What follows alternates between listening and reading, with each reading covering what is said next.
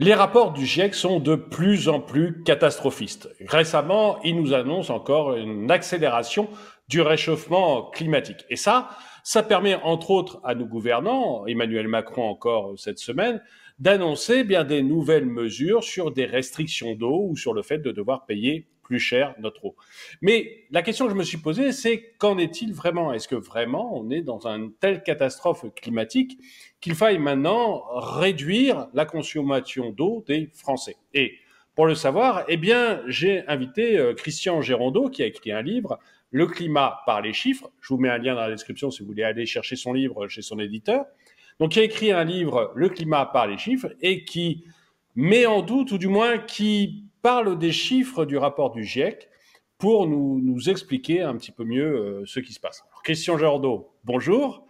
Bonjour. Euh, alors, votre livre, donc, il est là pour reprendre les chiffres du GIEC et pour les donner à tout le monde, parce que les personnes ne lisent le rapport du GIEC qui est gigantesque et qui est plein de courbes, plein de chiffres, etc. Mais qu'est-ce que c'est que finalement mais vous, vous dites que le climat ne se... Là, il n'y a pas un climat qui devient de plus en plus chaud, il n'y a pas d'accélération. Alors qu'est-ce que c'est? Finalement, le GIEC, c'est quoi? C'est une fabrique de fake news? Enfin, quel est le... Euh, qu'est-ce qui se passe pour qu'on ait comme ça des titres qui ne ressemblent pas du tout à la réalité, en fait? Le GIEC, c'est une invention très intelligente parce que on fait croire à tout le monde que c'est un organisme scientifique. Mais quand vous regardez le titre en anglais, c'est marqué Intergovernmental Panel, groupe intergouvernemental, et qui regroupe en fait tous les pays de l'ONU. Vous pensez bien que tous les pays de l'ONU n'ont pas des experts scientifiques. Alors le GIEC a deux volets. Il y a des vrais scientifiques, très nombreux, qui font d'excellents travaux et qui publient des rapports dont vous venez de rappeler, qui sont parfaitement illisibles.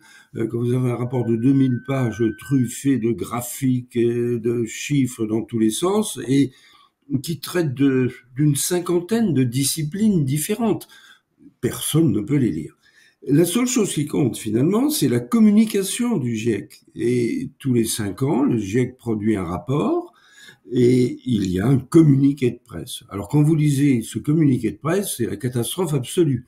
La température augmente, les inondations vont se multiplier, la mer va monter. C'est véritablement la vision que nous avons aujourd'hui de l'avenir et ont de l'avenir. Et cette vision, elle ne correspond pas du tout à la réalité. Et c'est ce que je montre dans mon livre. Alors, il y a quelque chose de très simple. Le rapport du GIEC qui vient de sortir, titre Faster Warming. Le réchauffement s'accélère depuis le rapport précédent. Vous regardez les chiffres officiels, tenez-vous bien, la température depuis 2015, depuis le rapport précédent, elle a tendance à baisser. Et le niveau de la mer, on vous dit c'est la même chose, c'est une catastrophe. Et quand vous regardez les marégraphes, c'est pas du tout vrai. Donc on a un organisme qui a deux faces. Une face sérieuse, scientifique, et puis une phase de communication qui n'a aucun rapport avec ce que disent les vrais scientifiques. Donc c'est évidemment quelque chose qui est très surprenant et qui en fait s'explique parce que depuis 30 ans, ces organismes, mais au-delà de ces organismes, les Nations Unies sont entre les mains de responsables qui sont issus des ONG écologistes. Alors c'est très facile à vérifier, on peut regarder aux Nations Unies quels sont les grands responsables des départements de l'environnement et du développement, c'est des gens qui viennent de Greenpeace, qui viennent des ONG écologistes, qui ont pris le pouvoir, et la planète est victime de ce pouvoir depuis une trentaine d'années. Voilà, si vous voulez, l'explication. Alors maintenant, on peut rentrer dans le détail, et puis il y a un autre volet par lequel je commence mon livre, qui lui est d'une nature tout à fait différente. Est-ce que ce qu'on nous demande de faire peut servir à quelque chose? Alors, a priori, il suffit d'ouvrir les journaux pour voir que toutes les entreprises, que toutes les communautés, les villes font des efforts pour réduire leurs émissions de CO2. Mais est-ce qu'on a regardé les chiffres?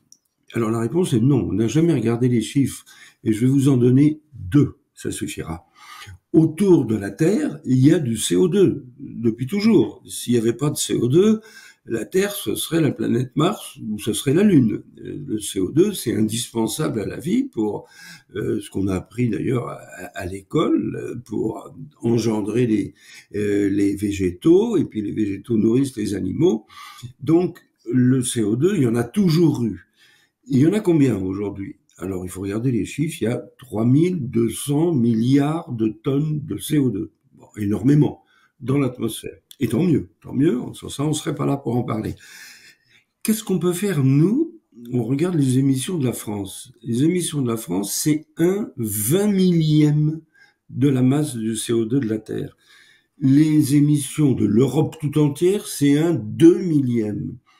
Est-ce que, en réduisant nos émissions, ça peut avoir le moindre effet sur la masse du CO2 et sur l'effet de serre s'il dépend de cette masse? Et la réponse est non. Et donc, on peut pas vider un océan avec une petite cuillère. C'est exactement la situation dans laquelle on est. Donc, on a deux phénomènes. D'abord, le réchauffement accéléré de la planète, non. Je rappelle, depuis 8 ans, la température a plutôt tendance à baisser. C'est pas moi qui le dis, ce sont les organismes officiels. Et puis, le deuxième phénomène, c'est qu'on nous demande de faire des efforts considérables qui ne servent à rien. Parce que quand vous êtes responsable d'1/20 d'un problème, même si vous réduisez de la moitié votre 20 millième, vous voyez bien que ça fera pas d'effet. Donc, on vit sur cette double désinformation qui est extrêmement étonnante, et le livre que je viens de produire, par les chiffres, permet à tout le monde de se rendre compte. Et ce qui est très frappant, c'est que quand vous regardez les communiqués du GIEC, qui font autorité, qui sont repris par toute la presse, il n'y a pas de chiffres dedans. Il y a simplement, on va à la catastrophe. Et puis on vous dit, on va monter de 3 degrés, de 5 degrés, enfin ça dépend. Mais en réalité, les chiffres ne figurent pas dans ces communiqués de presse. Ils figurent dans des rapports illisibles, et ce que j'ai essayé de faire, c'est de les rendre lisibles. Mais c'est-à-dire que là, récemment, il y a eu un article du Figaro qui parlait justement de ce réchauffement climatique, qui disait, voilà à quoi ressemblerait la France si ça se réchauffait de 4 degrés. Et il montrait notamment, l'image pour montrer ça, c'était la Tour Eiffel sous l'eau. Hein, enfin, pas entièrement sous l'eau, mais sous l'eau quand même.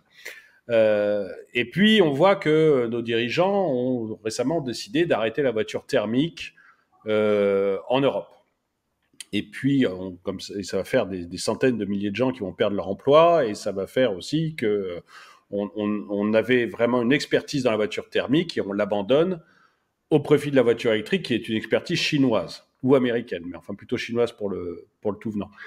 Donc tout ça, tout ce qu'on fait, et puis on voit aussi qu'on va nous augmenter le prix de l'eau en fonction de notre consommation d'eau en France. C'est la dernière déclaration d'Emmanuel Macron dont je parlais tout à l'heure. Mais tout ça, en fait, ça sert à rien. En fait, ce que vous dites, c'est que ces privations que l'on s'impose ne servent à rien. Absolument à rien. Pour une raison simple, c'est que nous ne sommes plus maîtres du jeu.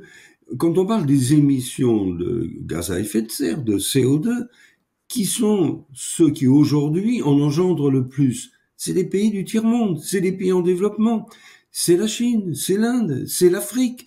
Et vous pouvez toujours leur demander de réduire leurs émissions. Qu'est-ce qu'ils vous répondent? Ils vous répondent, ben écoutez, vous nous demandez qu'on ne se serve pas de pétrole, de gaz naturel et de charbon. Comment est-ce que vous avez fait votre prospérité? Et puis vous continuez, quoi qu'on raconte, hein, on continue, bien entendu, à utiliser ces énergies fossiles. Mais aujourd'hui, les pays riches, les pays développés sont minoritaires. L'Inde vient de décider d'ouvrir 108 mines de charbon. Parce qu'ils ont beaucoup de charbon en Inde, mais ils ont 300 millions d'Indiens qui n'ont pas l'électricité. Et ben, le Premier ministre indien, il a dit, moi, je préfère donner l'électricité à ma population. Vous pouvez raconter ce que vous voulez, j'ouvre mes mines de charbon. La Chine, bien entendu, elle crée des panneaux photovoltaïques, des éoliennes, mais elle continue à ouvrir des centrales à charbon en ce moment, en 2023. Donc, et puis je ne parle pas de l'Afrique, qui est malheureusement dans une grande misère, et les dirigeants africains nous disent, mais enfin, au nom de quoi vous nous interdisez de nous développer? Donc ils ne nous écouteront jamais. Nous, je vous dis l'Europe, on est à peu près les seuls à vraiment vouloir faire quelque chose. On représente 1/10 des émissions de la planète. On représente 1/2 de la masse du CO2 atmosphérique. Ce qu'on nous demande de faire ne sert à rien. Alors ça, c'est une approche nouvelle, parce que les chiffres sont méconnus. Tout le monde vous dit, ah ben oui, les petits ruisseaux font les grandes rivières. Même si on fait chacun un petit effort, ça va servir à quelque chose. Ben non, non, les ordres de grandeur sont pas là. On ne vide pas l'océan avec une petite cuillère. Nous n'avons que des petites cuillères. Donc, en réalité, la France et l'Europe sont en train de se ruiner dans de multiples domaines. Vous avez cité la voiture électrique, c'est tout à fait vrai, mais il y en a d'autres. On est en train de se ruiner, on est en train d'imposer des normes invraisemblables aux immeubles. Maintenant, on n'aura plus le droit de louer les immeubles qui ne sont pas suffisamment bien isolés. Enfin, on est dans un monde de fous. Et tout ceci absolument pour rien. Et c'est ce que je montre dans ce petit livre qui vient d'être publié. C'est que quand on regarde les chiffres, eh bien, on a une vision complètement différente des choses et une vision optimiste. Alors ça, c'est un autre point. Parce que finalement, c'est vrai que la planète s'est réchauffée depuis ce qu'on a appelé la fin du petit âge glaciaire en 1850. Donc ça fait pas tout à fait 2 siècles. On s'est réchauffé de 1,1 degré. Et quand on regarde l'évolution de la température au cours des milliers d'années qui nous ont précédés, on s'aperçoit qu'il y a des évolutions de l'ordre de 2 degrés. C'est pas moi qui le dis d'ailleurs, c'est les rapports du GIEC qui se sont produits il y a 3000 ans, il y a 4000 ans. Donc on est remonté de 1 degré, 1,1 degré en 170 ans. Ben, où est la catastrophe? Non seulement c'est pas une catastrophe, mais c'est bien plus agréable. La Seine gelait, la mer gelait du temps de Louis XIV. On est quand même beaucoup mieux avec une température. Donc pourquoi cet affolement? Si ce n'est parce que il y a des gens qui ont une vision intrinsèquement négative de l'homme. C'est leur vision intime, et donc ils ont trouvé ce prétexte de dire, mais comme l'homme utilise le pétrole, le charbon, le gaz naturel qui émettent du CO2, c'est forcément mauvais. Il n'y en a pas la moindre preuve, et en plus, nous n'y pouvons rien. Ça fait 2 raisons qui me paraissent un peu mériter réflexion. Mais malgré tout, même s'il n'y a que 1,1 degré de plus sur 200 ans, on a l'impression qu'il y a beaucoup plus de catastrophes naturelles. On nous dit qu'il va y avoir des émigrés climatiques, des morts climatiques. Donc il y a quand même quelque chose qui se passe, non? Ou c'est de la pure invention? C'est de la pure invention. Écoutez, 1 degré de plus, c'est mieux. On a retrouvé le niveau de température qu'on avait aux alentours de l'an 1000 et qui existait aussi du temps des Romains. Si vous voulez, il y a un cycle, tous les 1000 ans, ça remonte, et les historiens appellent ça des optimums, n'est pas du tout négatif. C'est beaucoup mieux que quand il fait plus froid. Donc, on a ce phénomène naturel qui se produit. Et puis là, vous avez évoqué quelque chose qui est extrêmement choquant. C'est d'abord l'idée qu'il y a des réfugiés climatiques. Il y a des réfugiés, hélas, qui meurent en Méditerranée et ailleurs. Il n'y en a pas un seul qui soit un réfugié climatique. Ils meurent parce qu'ils fuient les guerres, parce qu'ils fuient la pauvreté, parce qu'ils ont envie de bénéficier des systèmes sociaux des pays développés. Mais il n'y en a pas un seul qui soit parti parce que le climat avait changé. Je signale d'ailleurs, à nouveau pour apporter une note positive, une information que j'ai découverte récemment et qui est assez frappante. Il y a 60 ans, l'Inde avait 3 fois moins d'habitants qu'aujourd'hui. L'Inde. Et tout le monde disait, il y a eu des livres qui ont fait, ils vont à la catastrophe, ils vont mourir de faim. Eh bien, depuis 60 ans, la production de céréales de l'Inde a été multipliée par 6. Vous entendez bien? Par 6. Et l'Inde est devenue exportateur de céréales. Donc c'est pour dire que la vision négative qu'on a toujours des choses n'est pas justifiée. Et une des raisons, pas nécessairement la seule, pour laquelle la production agricole a augmenté en Inde comme ailleurs, c'est le CO2. Plus il y a de CO2, plus la production agricole augmente. D'ailleurs, les gens qui ont des serres, les horticulteurs, quand ils veulent accélérer la production des fruits et des fleurs, ils injectent du CO2. Donc, ceci pour dire que les réfugiés climatiques, j'attends toujours qu'on m'en présente un. Et quand on parle de mort, c'est très choquant parce que, en réalité, les pays où il y a beaucoup de morts, c'est les pays pauvres. Et ces pays pauvres, ils émettent pas de CO2. Et ils aimeraient bien avoir notre niveau de vie. Les pays riches émettent du CO2.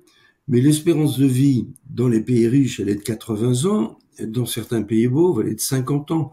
Les enfants meurent. Et ils meurent parce qu'ils n'ont pas d'énergie à leur disposition. Ils n'ont pas d'électricité, ils n'ont pas de...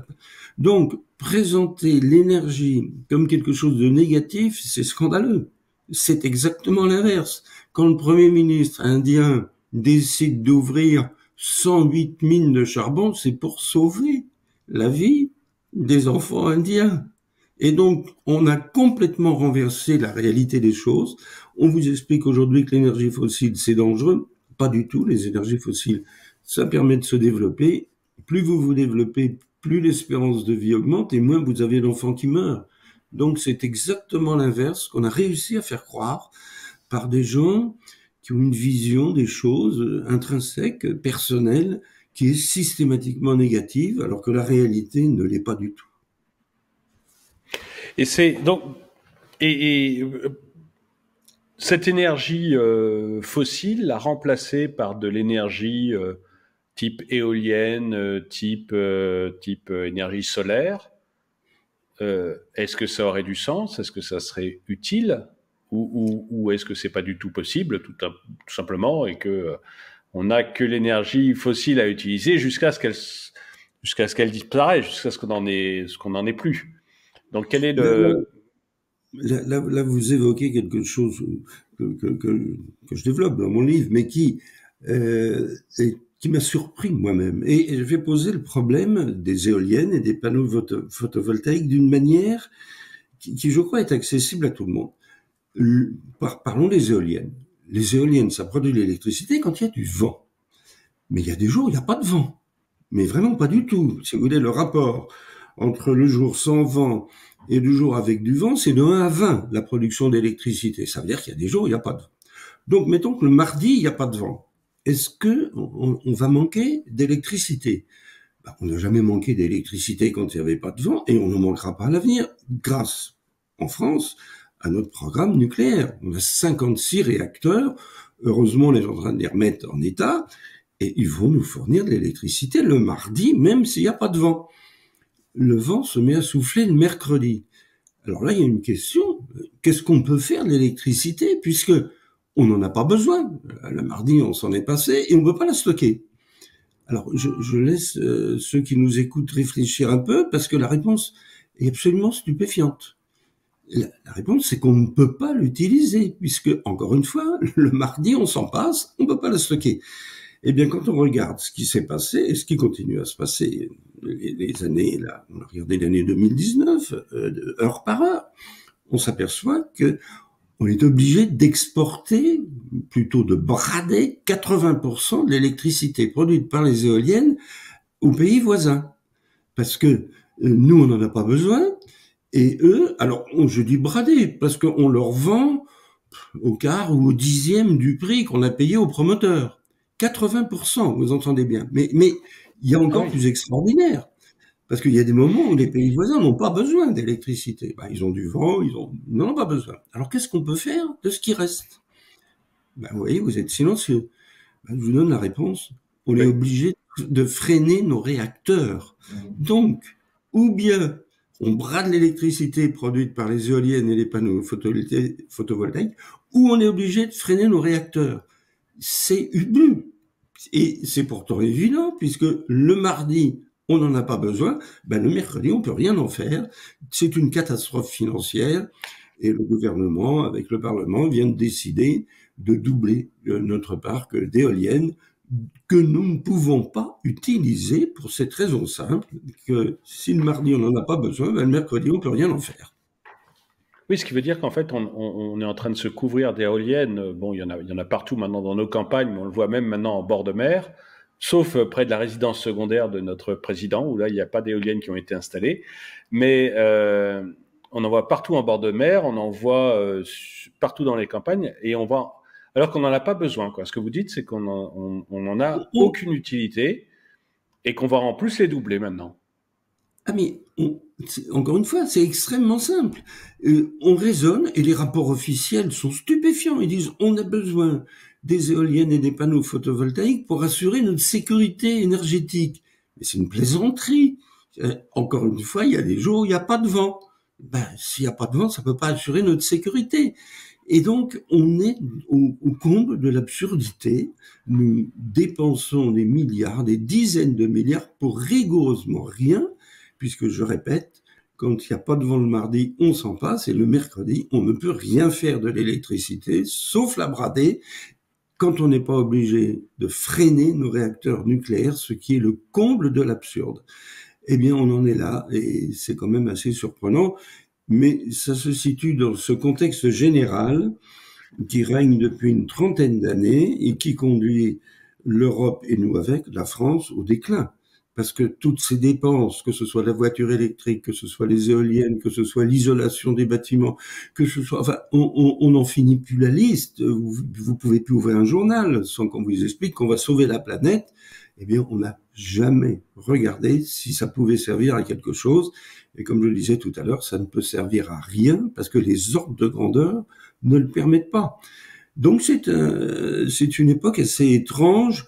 C'est en fait, soyons clairs, un retour au Moyen-Âge. Nous sommes retournés à l'époque de Galilée, qui osait dire que c'était pas le Soleil qui tournait autour de la Terre, mais que c'était la Terre qui tournait sur elle-même.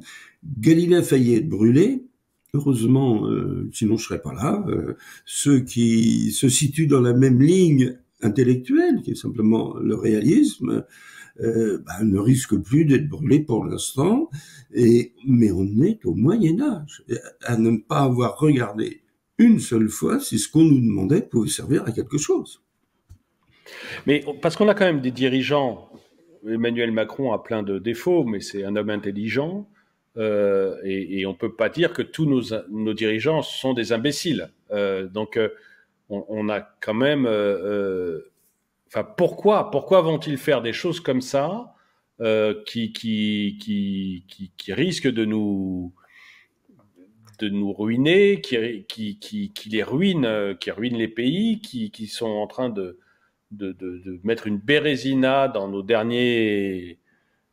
On était des champions du nucléaire et de la voiture à thermique. On n'est plus du tout les champions du nucléaire. On est en train de perdre la voiture thermique. Ça peut pas être un plan voulu par des gens intelligents. Pourquoi font-ils ça? Ben écoutez, c'est très simple, déjà c'est l'histoire qui nous l'enseigne. J'ai parlé de Galilée. Les dirigeants, on peut pas leur reprocher, c'est pas des spécialistes du climat, nos dirigeants, aucun. Ils écoutent donc les experts, entre guillemets, les scientifiques. Et au cours des siècles, eh bien, ces experts, ces scientifiques de leur époque, se sont trompés avec une régularité absolument remarquable. Bon, la curie romaine, du temps de Galilée, c'était les meilleurs esprits. Et je vous disais, mais absolument avec certitude, que c'était le Soleil qui tournait autour de la Terre. Et puis, si on va un peu dans le temps, il y a quand même une invention importante de Newton, la loi de la gravitation universelle. L'Académie des sciences françaises a nié la loi de la gravitation universelle pendant 75 ans. Pendant 75 ans, les rois qui se sont succédés en France, ils écoutaient l'Académie royale des sciences, qui disait que Newton racontait n'importe quoi. Et puis vous avez eu Darwin, qui en revenant des Galapagos, il a dit il y a une évolution des espèces. Oh bon, ça c'était pas possible. D'ailleurs, la Bible expliquait bien que c'est Dieu qui avait tout créé, il pouvait pas y avoir d'évolution des espèces. Et il y a encore des gens d'ailleurs qui le nient. Pasteur, quand Pasteur est arrivé, l'Académie des sciences, mais tout le monde était unanime, il y avait la génération spontanée des microbes. Tout le monde le disait, tout le monde le savait. C'était pas la peine pour les chirurgiens de se laver les mains avant d'aller opérer quelqu'un ou d'accoucher une femme, puisque les microbes apparaissaient par génération spontanée. Et Pasteur a dû se battre pendant des années pour obtenir que les chirurgiens se lavent les mains, parce que il a expliqué qu'il n'y avait pas de génération spontanée des microbes. Plus près de nous, encore un autre exemple, un peu moins connu, en géologie. Il y a un Allemand qui a osé dire vers 1900 qu'il y avait peut-être une dérive des continents. Et il avait regardé l'Amérique du Sud, l'Afrique de l'autre côté, il disait ça s'emboîte un peu, peut-être que c'était un seul continent. Il a fallu 50 ans pour que ses collègues, qui étaient les meilleurs spécialistes, finissent par reconnaître qu'il y avait une dérive des continents. Ils avaient expliqué que c'était pas possible. Donc les scientifiques se sont toujours trompés avec une régularité extraordinaire dans l'histoire. Et bien c'est ce qui se passe aujourd'hui. Vous avez des gens qui répètent la même chose, qui se convainquent les uns les autres et qui vous expliquent qu'on n'a jamais connu de réchauffement de la planète aussi rapide, alors que 1 degré et un peu plus en presque 2 siècles, c'est arrivé je ne sais combien de fois dans le passé, et beaucoup plus. Et puis qui vous explique que si on réduit nos émissions, on va tout changer, etc. Donc c'est un phénomène qui n'est pas nouveau. Je dirais que c'est la 5e ou 6e fois depuis 2 ou 3 siècles qu'on voit les experts, entre guillemets, se tromper. Puis alors ceux qui disent le contraire, parce qu'il y en a toujours eu, il y a eu Galilée, il y a eu Newton, il y a eu Darwin, il y a eu Pasteur, il y a eu cet Allemand qui s'appelait Fechner, qui avait raison. Quand ils vivaient à leur époque, tout le monde les considérait comme des hurluberlus, parce qu'ils pouvaient pas avoir raison contre tout le monde. Alors là, il y a quelqu'un qui était autrefois la référence française, qui a très bien expliqué ça, c'est René Descartes. Alors si vous prenez les citations de Descartes, il y en a une, et ce n'est pas parce que, grosso modo, je le traduis en français aujourd'hui, parce que tout le monde dit la même chose que c'est vrai. L'unanimité des opinions n'est pas une preuve qui vaille. Et alors il ajoute, parce que si une vérité est quelque peu difficile à découvrir, il serait étonnant que tout un peuple l'ait rencontrée. Donc c'est une manière, avec humour, dans le langage du XVIIe siècle, de montrer que ça a toujours existé. On a des phénomènes d'intoxication collective. Je veux dire, celui-là mérite peut-être la palme, parce que c'est quand même très étonnant à une époque où il n'y a jamais eu autant de gens sortant d'universités et de grandes écoles. C'est ça qui est assez surprenant. C'est effectivement extrêmement surprenant. En tout cas, merci Christian Giraudot pour cette interview. Je rappelle votre livre Le climat par les chiffres, qui est aux éditions L'Artilleur, et je mets un lien dans la description si Ben voilà, ça ce sont les chiffres officiels qui ne sont jamais publiés, qui montrent que depuis 2015, la température de la Terre a tendance à baisser. Ah. Donc voilà, merci pour ces chiffres. En tout cas, merci Christian Giraudot, merci à vous d'avoir regardé cette vidéo. Mettez-lui un pouce vers le haut, commentez-la, partagez-la. Merci à tous ceux qui soutiennent la chaîne, et moi je vous dis à très bientôt.